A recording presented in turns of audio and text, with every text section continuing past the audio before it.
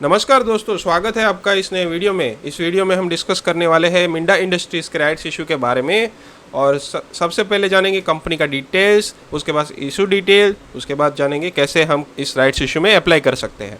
तो सबसे पहले आ जाते हैं कंपनी डिटेल्स पे। कंपनी जो है ऑटो कंपोनेंट्स बनाती है, ऑटो इलेक्ट्रिकल पार्ट्स, एक्सेसरीज बनाती है। कंपनी का मार्केट कैप आप देख सकते हैं 9,250 करोड़ का है। 340 रुपये उसके करंट प्राइस चल रही है।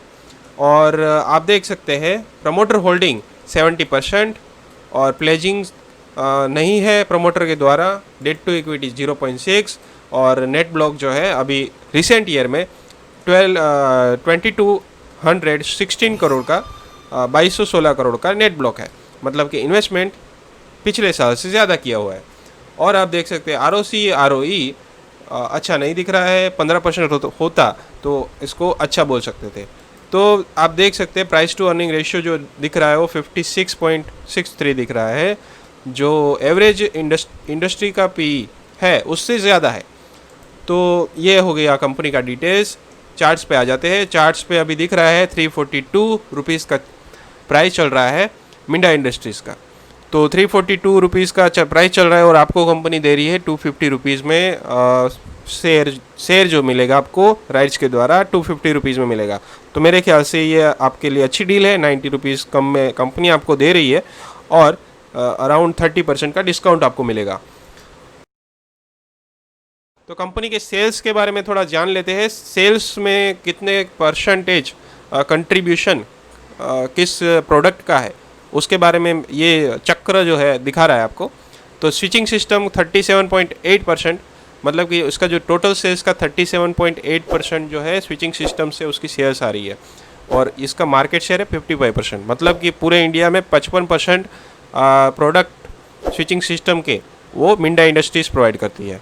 तो आप देख सकते हैं लाइटिंग सिस्टम 21.9% है, एकोस्टिक सिस्टम 12.1% है, लाइट मेटल टेक्नोलॉजी 15.4% है और अदर प्रोडक्ट्स जो है वो 12.8% है। तो आप इसका स्क्रीनशॉट ले लीजिए, उसको पढ़िए कौन क्या कंपनी जो है कौन कौन से प्रोडक्ट में कितना कंट्रीब्यूट करती है आप देखिए। तो आ जाते हैं इशू डिटेल्स पे। इशू डिटेल्स में आपको दिख रहा होगा कि 25 अगस्त को ये जो इशू है ओपन होगा, 8 सितंबर को क्लोज होने वाला है। 0.97 करोड़ शेयर्स जो है इस इशू में कंपनी ला रही है। उसका प्राइस रहेगा 250 पर शेयर। तो टोटल इशू अमाउंट जो रहेगा वो 242.79 करोड़ का कंपनी जुटा रही है पैसा। तो और इसमें आपको फुल्ली पेड है, पार्टली पेड नहीं है। इसमें आपको 250 पर राइट्स इक्विटी शेयर आपको देने हैं।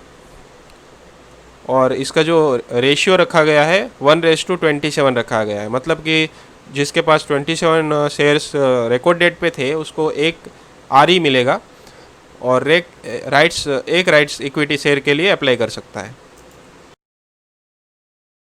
इशू डिटेल्स देख लेते हैं। इशू डिटेल्स में आपके अकाउंट में जो RE आएंगे, राइट्स एंटाइटलमेंट आएंगे, वो 24 अगस्त को आएंगे।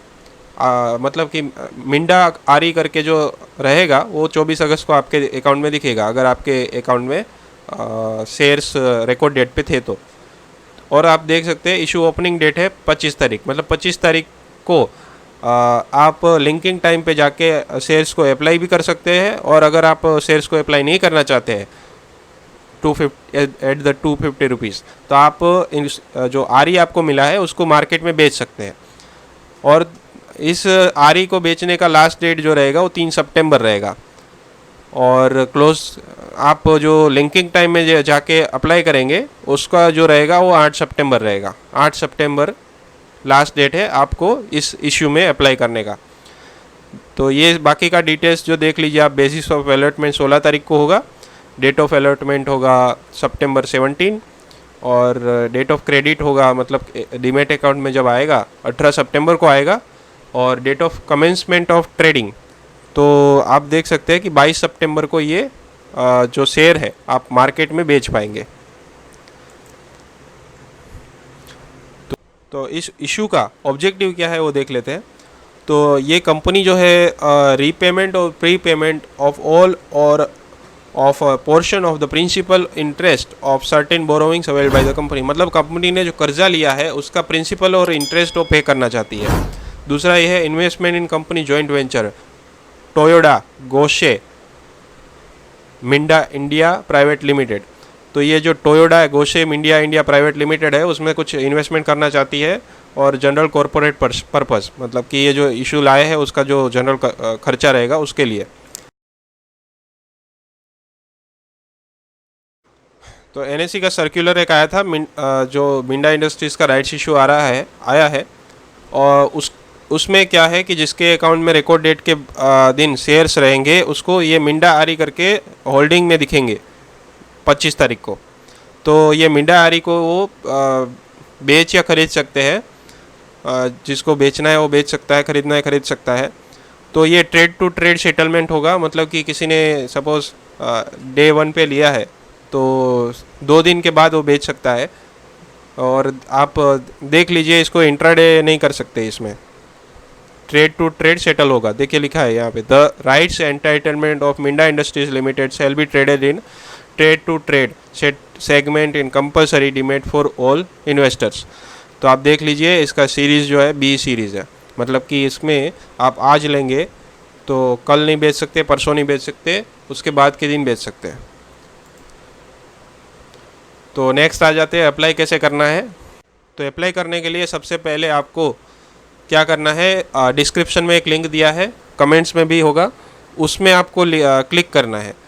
अगर आप क्लिक करेंगे वहाँ पे तो आपको ये वेबसाइट ओपन होगा।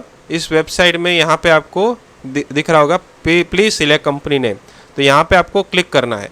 यहाँ पे जैसे ही क्लिक करेंगे आप, तो यहाँ पे अभी तो मिंडा इंडस्ट्रीज़ नहीं दिख रहा है, पर आपको यहाँ पे Minda industries limited rights issue करके दिखेगा 25 तारीख को। ठीक है, तो उसमें मिंडा इंडस्ट्रीज़ को आपको सिलेक्ट कर देना है और आपका पैन कार्ड नंबर और DPID डालना है। अगर आप शेयर होल्डर है तो यहाँ पे आपको DPID सिलेक्ट करना है। और अगर आपने जस्ट आरी परचेस किया है और अप्लाई कर रहे हैं तो आपको रिनाउंसी सिलेक्ट करना है। फिर से एक बार बोल देता हूँ मैं कि अगर आप शेयर होल्डर है और आप अप्लाई कर रहे हैं तो आपको DP क्लाइंट ID सिलेक्ट करना है। और अगर आपने बाज़ार से आरी परचेस किया है, मिंडा आरी, और अप्लाई कर रहे हैं तो आपको रिनाउंसी सिलेक्ट करना है। तो आप देख सकते हैं कि यहाँ पे आपको DPID क्लाइंट ID डालना है और दोनों के केस में सेम डालना है। नेक्स्ट आप आ जाते हैं, यहाँ पे पान कार्ड डालना है, यहाँ पे रेसिडेंट इंडियन ही रहेगा, यहाँ पे मोबाइल नंबर डालना है, यहाँ पे ईमेल ID डालना है। फिर सब डिटेल्स डालने के बाद कंटिन्यू पे क्लिक करना है। कंटिन्यू पे क्लिक करेंगे आप तो जैसे कि यहाँ पे देख सकते हैं रिनाउंसी सिलेक्ट किया हुआ है और सब पान कार्ड, मोबाइल नंबर और ईमेल ID आपको डालना है। यहाँ पे रेसिडेंट इंडियन सिलेक्ट करना है।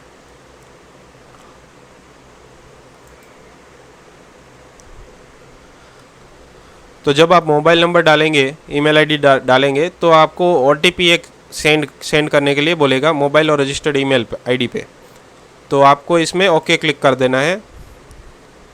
फिर OTP आपके जो मोबाइल में आएगा उस OTP को यहाँ पे डाल के आपको सबमिट बटन पे क्लिक करना है।